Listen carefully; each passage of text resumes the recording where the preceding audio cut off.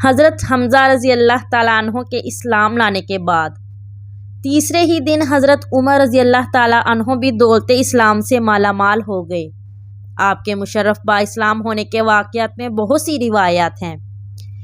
ایک روایت یہ ہے کہ آپ ایک دن غصے میں بھرے ہوئے ننگی تلوار لے کر اس ارادے سے چلے کہ آج میں اسی تلوار سے پیغمبر اسلام کا خاتمہ کر دوں گا۔ اتفاق سے راستے میں حضرت نعیم بن عبداللہ قریشی رضی اللہ تعالیٰ عنہ سے ملاقات ہو گئی۔ یہ مسلمان ہو چکے تھے، مگر حضرت عمر رضی اللہ تعالیٰ عنہ کو ان کے اسلام کی خبر نہیں تھی۔ حضرت نعیم بن عبداللہ رضی اللہ تعالیٰ عنہ نے پوچھا کہ اے عمر، کیوں اس دوپہر کی گرمی میں ننگی تلوار لے کر کہاں چلے؟ کہنے لگے، آج بانی اسلام کا فیصلہ کرنے کے لیے گھر سے نکلا ہوں۔ انہوں نے کہا کہ پہلے اپنے گھر کی خبر لو، تمہاری بہن فاطمہ بنت الخطاب اور تمہارے بہنوئی سعید بن زید بھی تو مسلمان ہو گئے ہیں۔ یہ سن کر آپ بہن کے گھر پہنچے اور دروازہ کھٹکھٹایا۔ گھر کے اندر چند مسلمان چھپ کر قرآن پاک پڑھ رہے تھے۔ حضرت عمر رضی اللہ تعالیٰ عنہ کی آواز سن کر سب لوگ ڈر گئے اور قرآن کے اوراق چھوڑ کر ادھر ادھر چھپ گئے۔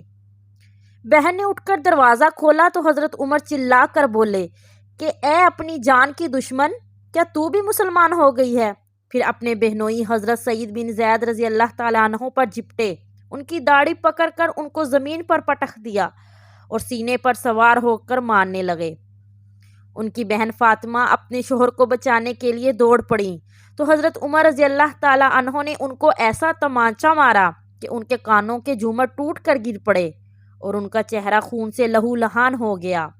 بہن نے صاف صاف کہہ دیا کہ عمر سن لو، تم سے جو ہو سکے کر لو، مگر اب اسلام دل سے نہیں نکل سکتا۔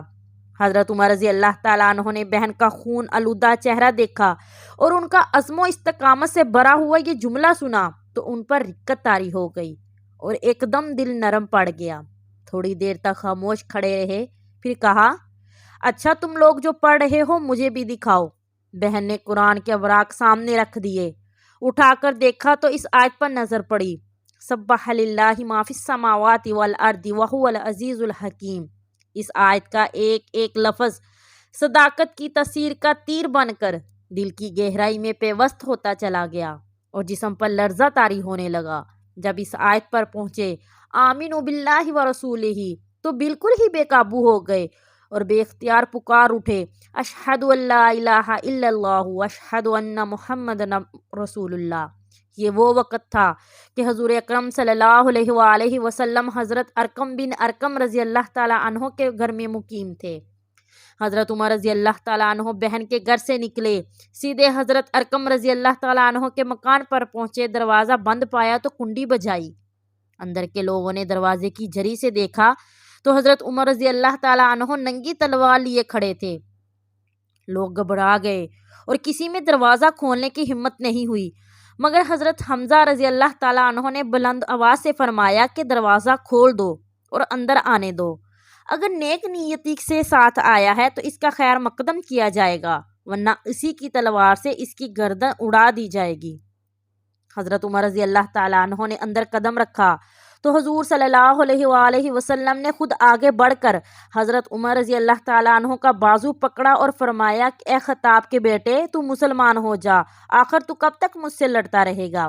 حضرت عمر رضی اللہ تعالیٰ عنہ نے بآواز بلند کلمہ پڑھا۔ حضور صلی اللہ علیہ وآلہ وسلم نے مارے خوشی کے نعرے تکبیر بلند فرمایا اور تمام حاضرین نے اس زور سے اللہ اکبر کا نعرہ مارا کہ مکہ کی پہاڑیاں گونج اٹھیں۔ اور پھر حضرت عمر رضی اللہ تعالیٰ عنہ کہنے لگے، یا رسول اللہ صلی اللہ علیہ وآلہ وسلم، یہ چھپ چھپ کر خدا کی عبادت کرنے کے کیا معنی ہے؟ اٹھیے، ہم کعبے میں چل کر علن خدا کی عبادت کریں گے۔ خدا کی قسم، کفر کی حالت میں جن جن مجلسوں میں بیٹھ کر اسلام کی مخالفت کرتا رہا ہوں، اور اب میں ان تمام مجالس میں اپنے اسلام کا اعلان کروں گا۔ پھر حضور صلی اللہ علیہ وآلہ وسلم صحابہ کی جماعت کو لے کر دو قطاروں میں روانہ ہوئے۔ ایک صف کے آگے حضرت حمزہ رضی اللہ تعالیٰ عنہ چل پڑے اور دوسری صف کے آگے حضرت عمر رضی اللہ تعالیٰ عنہ تھے۔ اس شان سے مسجد حرام میں داخل ہوئے اور نماز ادا کی، اور حضرت عمر رضی اللہ تعالیٰ عنہ نے حرم کعبہ میں مشرکین کے ساتھ اپنے اسلام کا اعلان کیا۔ یہ سنتے ہی ہر طرف سے کفار دوڑ پڑے اور حضرت عمر رضی اللہ تعالیٰ عنہ کو مارنے لگے۔ حضرت عمر رضی اللہ تعالیٰ عنہ بھی ان لوگوں سے لڑنے لگے، ایک ہنگامہ برپا ہو گیا۔ اتنے میں حضرت عمر رضی اللہ تعالیٰ عنہ کے ماموں ابو جہل آ گیا۔ اس نے پوچھا کہ یہ ہنگامہ کیسا ہے؟ لوگوں نے بتایا کہ حضرت عمر رضی اللہ تعالیٰ عنہ مسلمان ہو گئے ہیں، اس لیے لوگ برہم ہو کر ان پر حملہ آور ہوئے ہیں۔ یہ سن کر ابو جہل نے حطیم کعبہ میں کھڑے ہو کر اپنی آستین سے اشارہ کر کے اعلان کر دیا کہ میں نے اپنے بھانجے کو عمر کو پناہ دی۔ ابو جہل کا یہ اعلان سن کر سب لوگ ہٹ گئے۔ حضرت عمر رضی اللہ تعالیٰ عنہ کا بیان ہے کہ اسلام لانے کے بعد میں ہمیشہ کفار کو مارتا اور ان کی مار کھاتا رہا، یہاں تک کہ اللہ تعالیٰ نے اسلام کو غالب کر دیا۔ حضرت عمر رضی اللہ تعالیٰ عنہ کے مسلمان ہونے کا ایک سبب یہ بھی بتایا گیا ہے کہ خود حضرت عمر رضی اللہ تعالیٰ عنہ فرمایا کرتے تھے کہ میں کفر کی حالت میں قریش کے بتوں کے پاس حاضر تھا۔ اتنے میں ایک شخص گائے کا ایک بچڑا لے کر آیا اور اس کو بتوں کے نام پر ذبح کیا، پھر زور سے چیخ مار کر کسی نے یہ کہا، یا جلیح امر نجیح رجل فصیح یقول لا الہ الا اللہ۔ یہ آواز سن کر سب لوگ وہاں سے بھاگ کھڑے ہوئے، لیکن میں نے یہ عزم کر لیا کہ میں اس آواز دینے والے کی تحقیق کیے بغیر یہ ہرگز یہاں سے نہیں جاؤں گا۔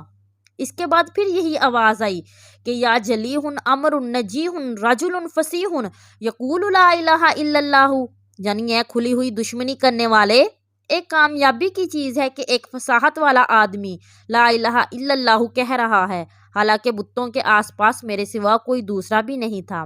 اس کے فوراً ہی بعد حضور صلی اللہ علیہ وآلہ وسلم نے اپنی نبوت کا اعلان فرمایا۔